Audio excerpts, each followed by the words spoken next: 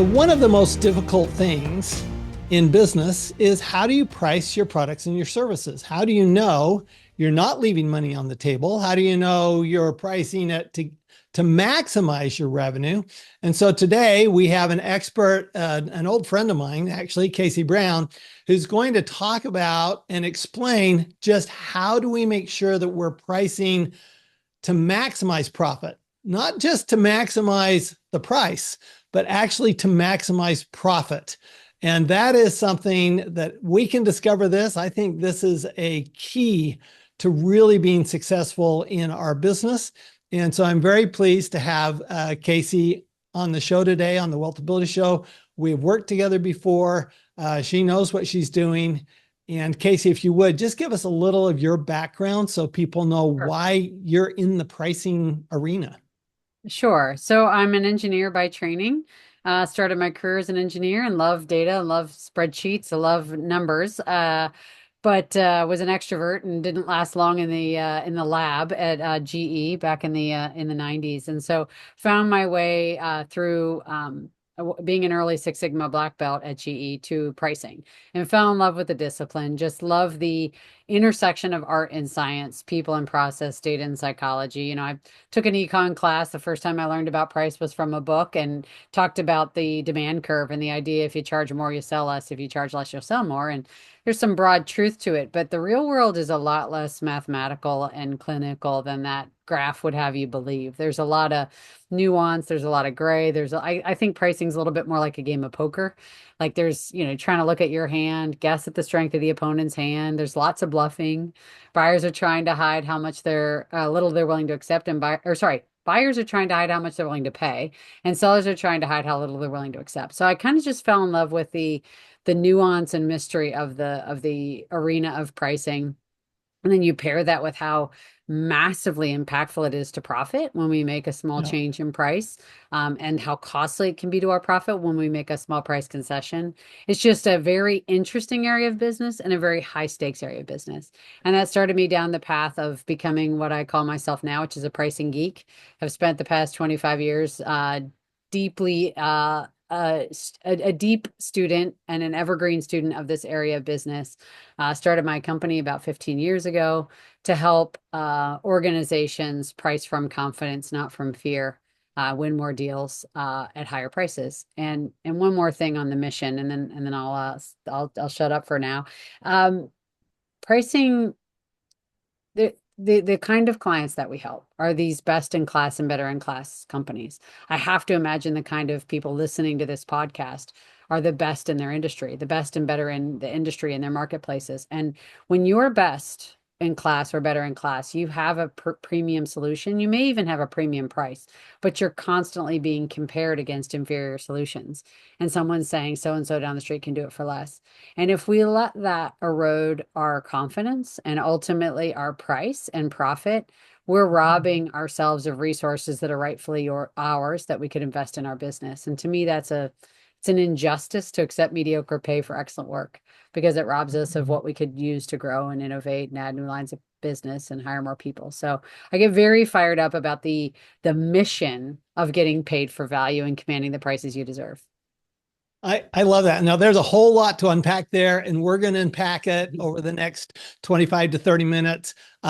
Casey's book is called Fearless Pricing, and I love the title of the book because as you know, Casey, I'm a CPA by profession, like you're an engineer by profession, and and tax advisory services are my business, and CPAs, I find, are scared to death of pricing as a general rule. So what I'd kind of like to do is do really a case study today and walk through pricing services where you are pricing services that are in an industry that historically has been a race to the bottom.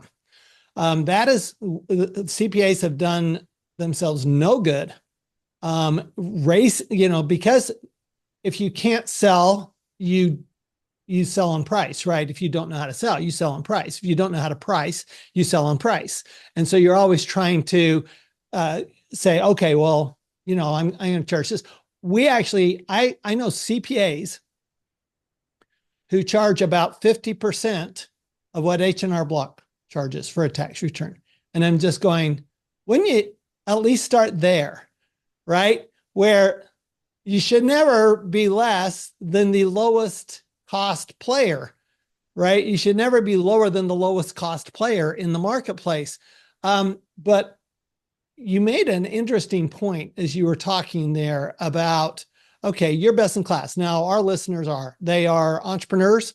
They're not what I'd call small business owners. They're entrepreneurs. So these are people who are always searching for new information, always looking to do things better.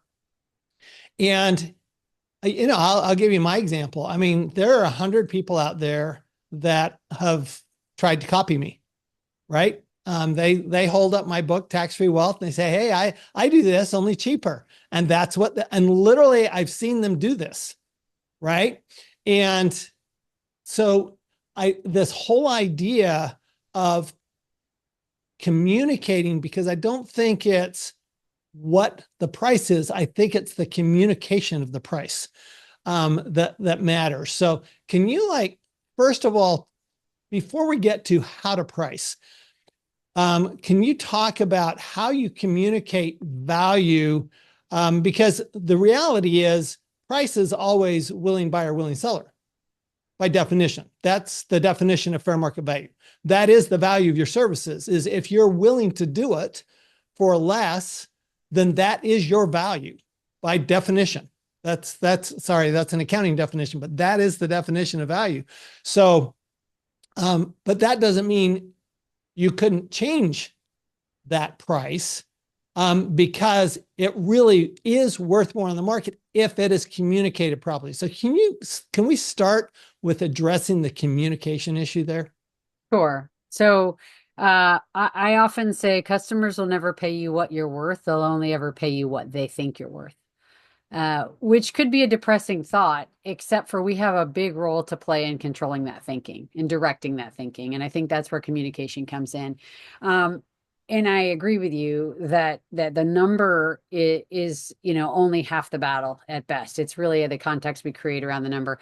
I'm a consultant, so I'm allowed to make up a statistic. I often cite that 25% of getting pricing right, is the number itself. 75% is how we make people feel about it and the context we create around it. Communication and messaging is everything. So, is $5,000 a lot of money? Well, it's a fortune for a pack of gum. It's nothing for a house, right? So in absence of context, numbers are meaningless. And so very often when we're being compared against someone else who can do the quote unquote same thing for less, and they're 10% less than us or 50% less than us or whatever, we have not done a good enough job of articulating to the customer and making clear in the customer's mind the cost of going that cheaper route or the advantage of going with us. And so I think it's really, really, and how to do this depends a little bit on kind of the who,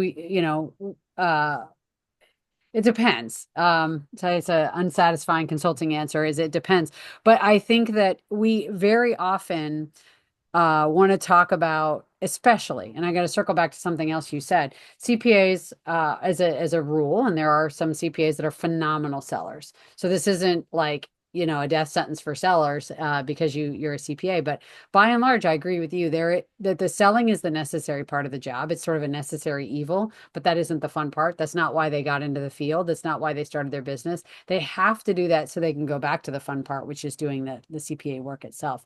And so very often we're giving short shrift to the selling piece of the job, and which includes the messaging, and which includes building trust, and which includes communicating the value such that I understand why I'm paying you 2x what I would pay H&R Block, or 10x what I pay H&R Block.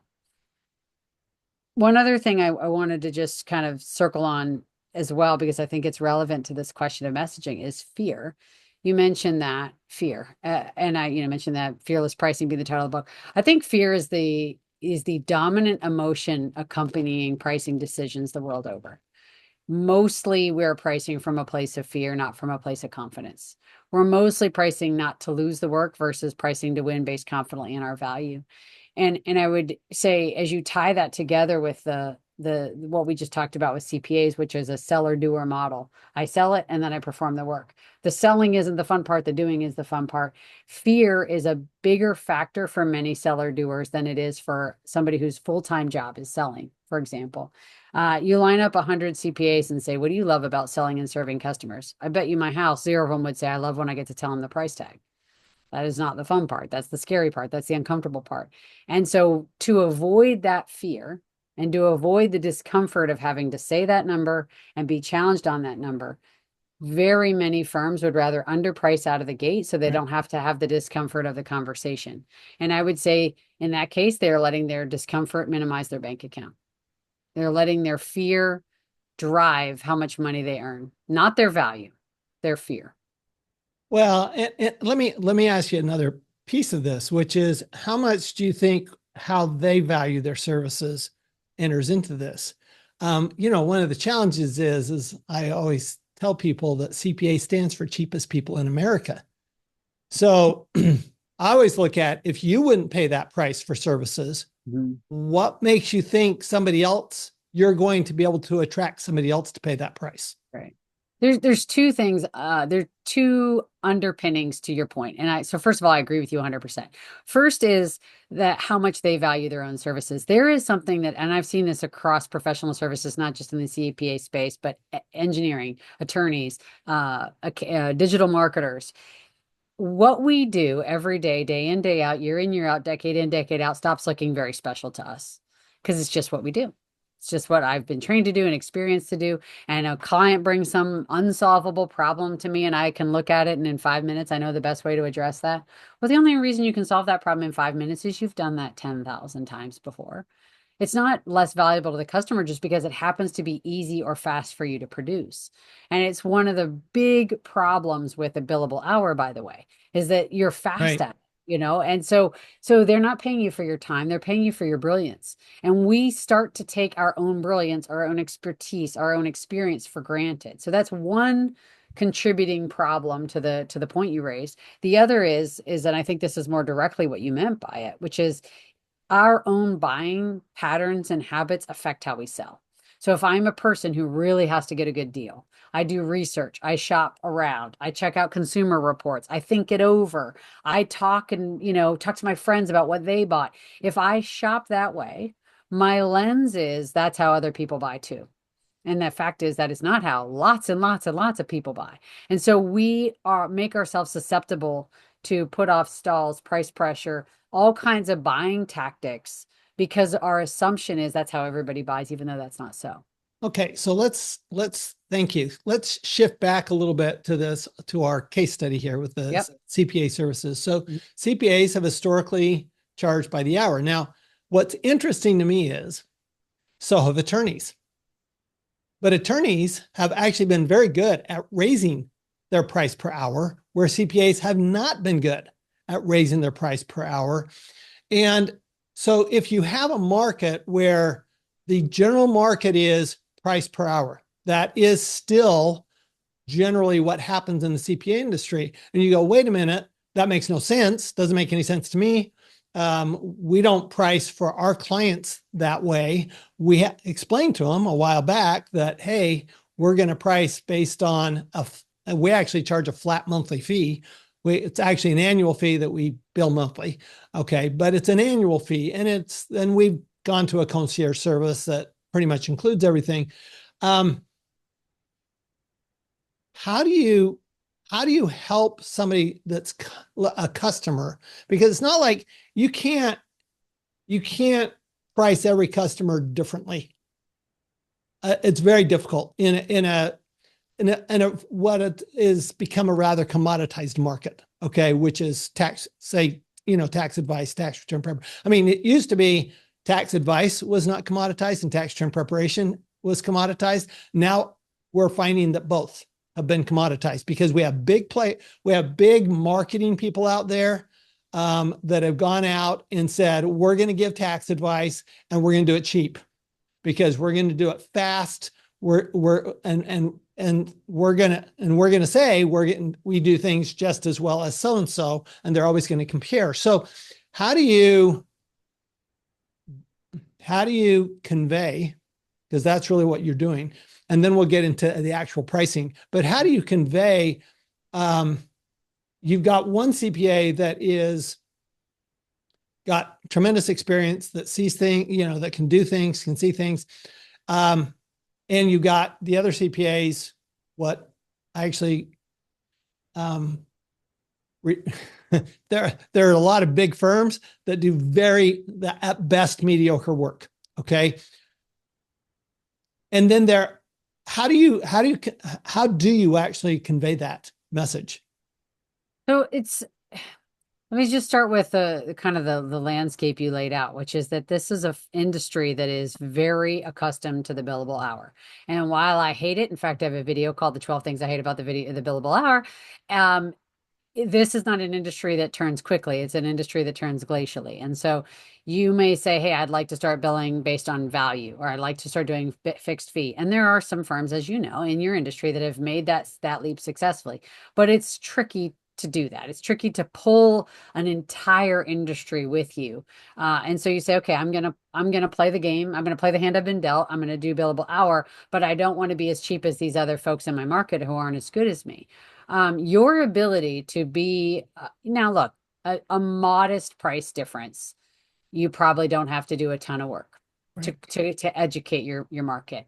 But as soon as you want to, if the market is trashed by a bunch of low priced mediocre players, and you want to be significantly more than them because you deserve it, because the value's there, then ultimately it's an education game, right? Because nobody wants to save money to get poor tax prep, or nobody wants to save money to get poor tax advice. That's not a deal. It's like you'd never, go to the 99-cent all you can eat shrimp buffet, right? That is not a deal. Like people don't want to overpay, but they don't want poor quality either. And so if your solution is to compete with them on price, you're going to underprice yourselves all day. The alternative is help build trust that your price of 2x or 3x is worth it.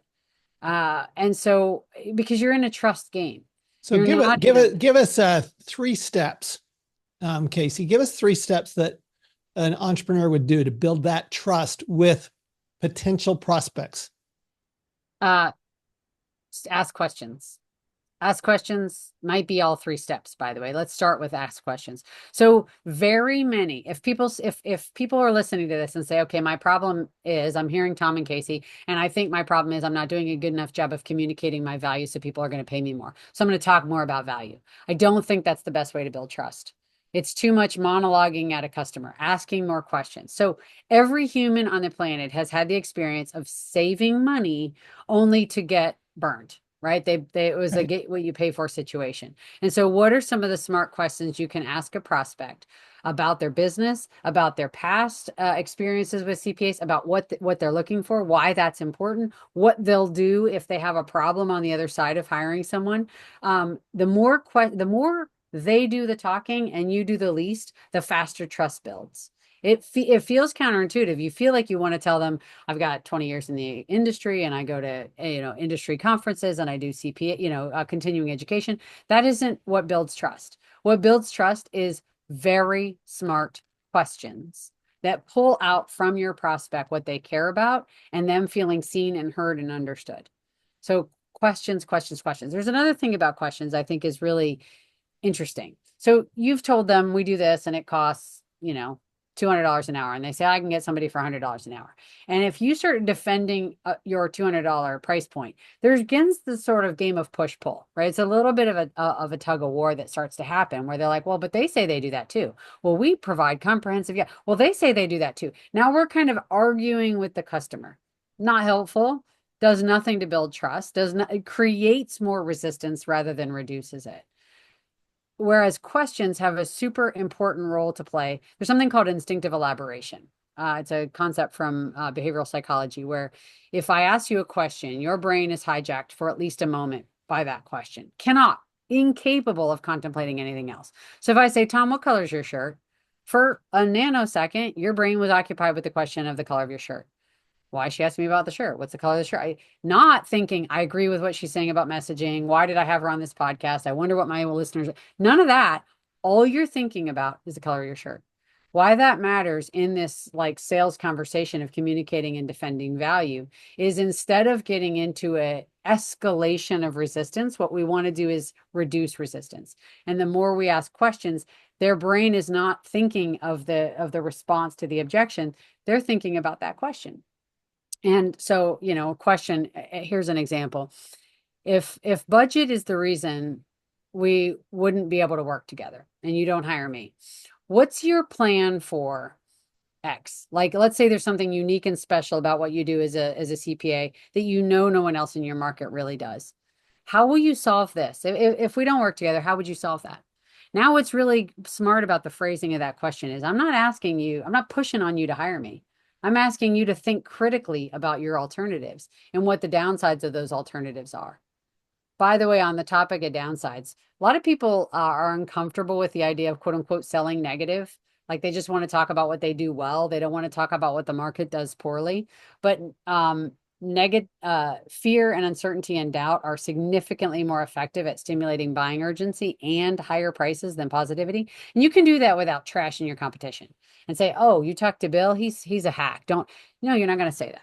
You can say our experience is that others in the market aren't as deeply experienced in these areas. And let me tell you how we do that, just to kind of like draw a comparison in a way that is still respectful and professional, but points to the downsides. Really effective.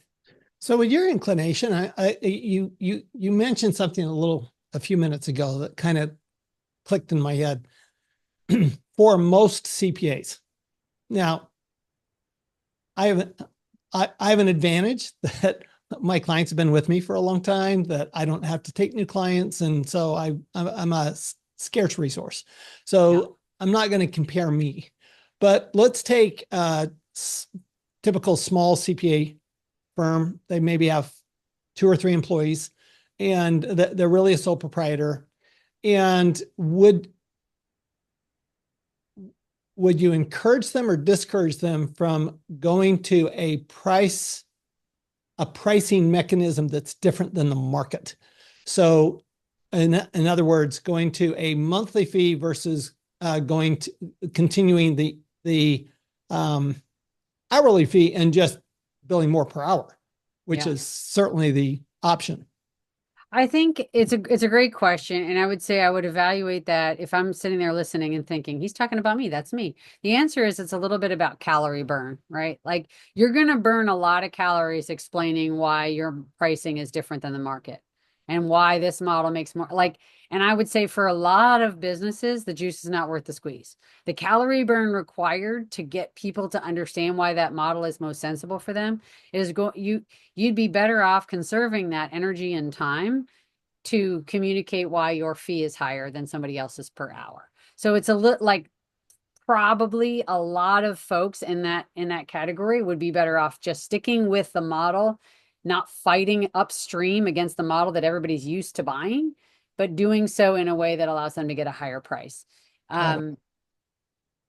There are exceptions, and I would say the degree to which you've carved out a unique niche for yourself, you have a very loyal client base, you have done a lot in content marketing that creates enough inbound leads for you that you can be a little choosier.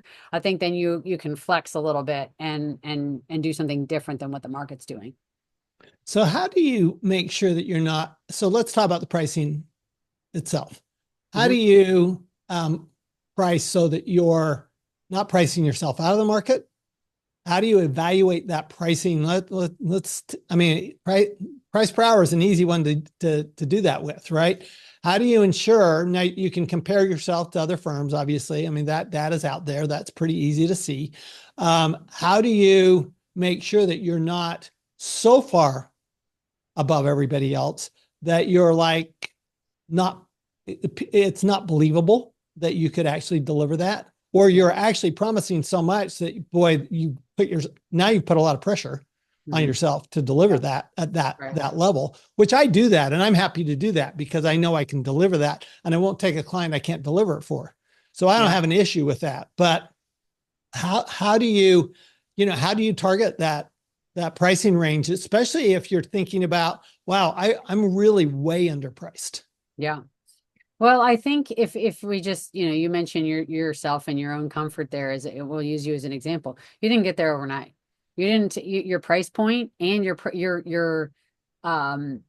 conviction to stick to the pricing model you now have did not occur overnight. So you cannot jump from here, step 1 to step 11, right? You got to step from step 1 to step 2 to step 3. So I think that how do we make sure we don't get so far out of pace with the market is make a reasonable jump is the answer, right? And so uh most firms in the world have unexercised pricing power. In other words, there are some areas of their business where they could raise price and lose no volume. They because the value's there and the relationships there and the stickiness is there. Some pricing power that they are not currently exercising. How much pricing power? Where's the cliff? People ask me that all the time. Like, okay, I suspect I'm underpriced. I don't know how far I can go before I start to lose customers. Well, neither do I. And the fact is, this is not a thing that you could spend the next 4 years monkeying around in a spreadsheet. It's not going to give you the answer. The answer is in the market, and you will find out when people buy or don't buy. Now, you can do a lot to make an educated guess about how much you can go without losing sales volume. But really, if the market values you here, and for anybody who's only listening to this, I have my hand way up in the air, and you're underpriced by half, if you do tiny little increments, it'll take you a long time to map out how much pricing power you have unexercised. So, the speed with which we can find out where the cliff really is a function of our risk tolerance. I've known some CPAs in my day, a lot of pretty risk averse folks. Now some are not, but their willingness to bet the farm is probably pretty low. So okay, don't take a Well, massive. and the reality is no business should be betting the farm. Right. Well, yes, I agree. There are lower risk ways to do this. Jim Collins wrote Good to Great. He talks about bullets before cannons, right? Mhm. I'm a fan of that idea. Where can you take the least risk and put in the least effort to get the biggest return? And so if you suspect you're underpriced, which clients, and so don't go and say, okay, I'm going to go do a 50% price increase everywhere. Okay. Which clients do I have the least risk with? Either because they're super sticky or because I'm already not making any money there anyway. And so if they Right. go away, it's not going to be that bad for me. Where can I take the least effort and the least risk to get the biggest return? Start to prove out to yourself how much pricing power you have. Where is that cliff? Because too many companies think the cliff is 5% away and it might be 50% away. So do you think that what I heard there was that you would start with existing customers and you'd actually test your pricing with existing customers rather than test it in the market? Oh, I would do it both places. I would say like my commitment is get as much as you can everywhere you can. So if you're underpriced, if you've got a cadre of existing clients that are used to paying you too little and you say I'm going to have a hard time maybe raising those prices or raising them as much as I can, I certainly absolutely would raise your kind of your retail rate, quote unquote, to new customers. Absolutely, yes.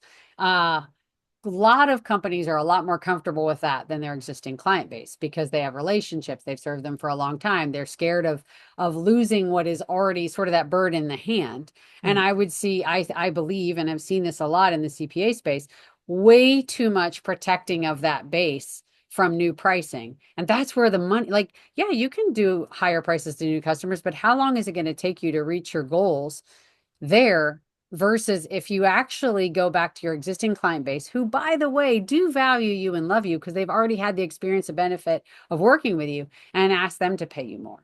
There, it's a nature of selling that prospects are more sensitive than an existing customer. Prospects are more price sensitive than existing customers because customers already know, love, and trust you.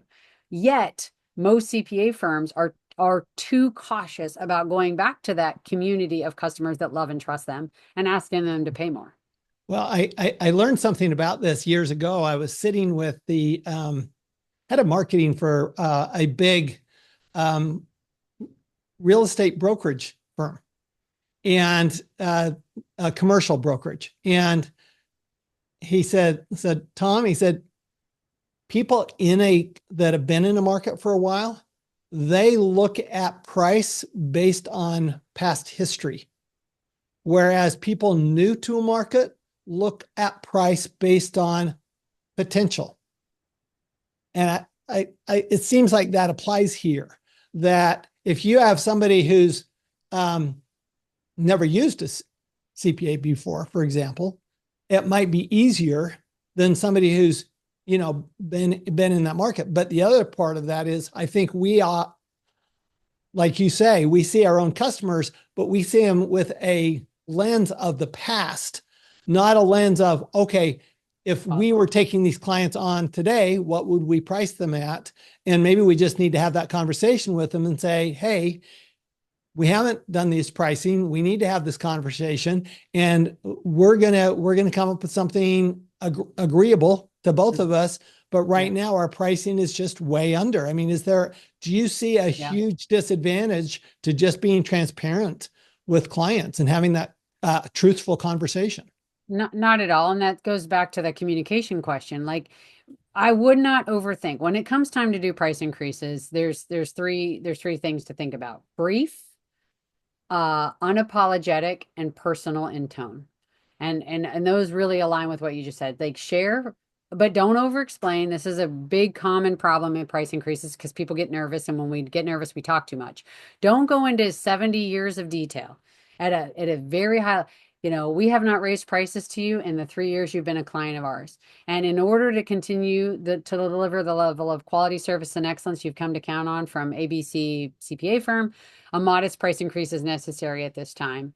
Our if you were a brand new client today, we would be charging you $170 an hour.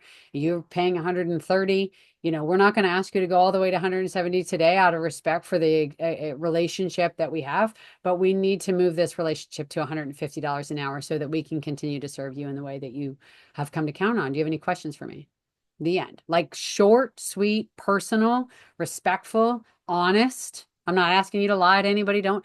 And you can do this sort of grandfathered, or you don't have to take everybody to the new rack rate all at once. You can take a couple bites at You the can step apple. it. Mhm. It's really another reason it's important, and this is probably obvious to you, Tom, but I want to make it really clear for listeners. Your existing client base is also your referral base, right? Right. And so your Right. referral base telling people what they pay makes Yeah. it that much Right. harder for you to get new Absolutely. clients at a rate you really deserve. And so it is important not just to be pricing appropriately to new customers, but to go back to your existing base and get that price up. Thank you for that. Let's finish up with this question. We talked a lot about services today and Mhm. pricing services, but a lot of our listeners are selling products. They're not selling services. How does that differ? And how do you evaluate pricing on products compared to pricing on services? Just so I'm framing my answer correctly, give me an example of some of the types of products we're talking about. Is it software, or what are we talking? Umbrellas. Oh, okay. So you're not talking about CPA firms. You mean like No, no, no. literally I'm talking about most of our manufacturers, listeners are not distributors. CPA firms. Most of our Okay, got it. listeners are Got it. entrepreneurs, and I'd say, a good portion of them are probably in the service industry, Got but it. a lot of them are in a product I got you. industry. Okay. All right. So broadly speaking, there isn't one thing that we've said talking about a CPA firm case study example that wouldn't apply everywhere else. In other words, it's rooted in value, our ability to communicate and defend and differentiate versus competition. All of that's the same. In the product space, it can be different in the sense that uh, in professional services, trust is everything because then they cannot touch and feel the product. In a product space, people can touch and feel it. They can have a free sample. They can understand the quality. They can understand the durability. They can understand. So some of the hard work of differentiating can be done by the quality of the product itself. That said, do not abdicate that responsibility to just let the work speak for itself, let the product speak for itself, because customers are notoriously self-interested. They don't take time to get as detailed and knowledgeable about the differences between your product and somebody else's. So still own the message, because customers will never pay you what you're worth. They'll only ever pay you what they think you're worth. So I would say it is very similar. There's some things a little easier in the product space and some things a little harder, but it's not different. Well, thank you, Casey Brown. The book is Fearless Pricing. I'm a big fan of pricing fearlessly. It's not easy. It's especially not easy for some of us that have been in the CPA world as long as I have. At the same time, it's, I believe, unfair to your clients if you are underpricing, because what it means is that you're probably not serving them with as much heart as you might. And I'm not saying that's always true. Some people are willing to do, very happy to work for nonprofits and for free. But I think if we're in business, typically we're trying to maximize the benefits to our customers. So like you say, we have more money to put back into our business to serve them better. Casey, what is the best place to get more information about you and your company and what you do? Sure. So I put out a lot of free resources, blogs and videos on LinkedIn. That's a great way to get more information about how to price better without having to pay a dime. And I'm on LinkedIn at Casey Brown Boost. I have two websites to mention, boostpricing.com. That's the website for our training and consulting firm. So if you're looking for help at getting better at pricing and doing so from a place of confidence, not fear, find us there. And I also do a lot of keynoting. And so if you're interested in my thought leadership as a speaker or on a keynote stage, you can find me at caseybrown.com. And the book Fearless Pricing is available on Amazon or anywhere books are sold. Awesome. Thank you so much. And thanks everybody for participating. Pricing is one of those things. I mean, it's revenue. It's your top line, but if you price right, it adds so much to your bottom line, or it can destroy your bottom line. And to me, it's just one of those key aspects of any business, of any entrepreneurship. And if you like this, if you like this program, please, if you're watching it on YouTube, please click like below, share it with your friends and family. And remember that when you do price right, you're always going to make way more money and pay way less tax. We'll see you next time. This podcast is a presentation of Rich Dad Media Network.